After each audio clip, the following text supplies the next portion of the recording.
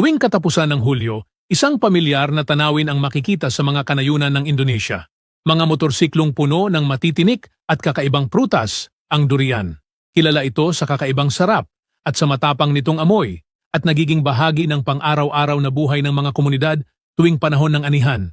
Sa umaga, naghahanda ang mga lalaki na may mga sako sa balikat at umaakyat sa matataas na puno ng may kahangahangang liksi. Inaabot ang pinakamatataas na sanga kung saan nakabitin ang mga hinog na durian. Maingat nilang inaalis ang mabibigat na prutas at inihahagis ito pababa sa mga kasamahan nilang naghihintay sa ibaba na sumasalo gamit ang nakabukas na sako upang mapahina ang bagsak.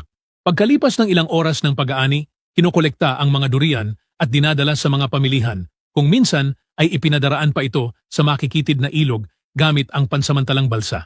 Sa ganitong paraan, ang natatangi at minamahal na durian ang nagsisilbing tanda ng ritmo ng buhay sa Indonesia taon-taon.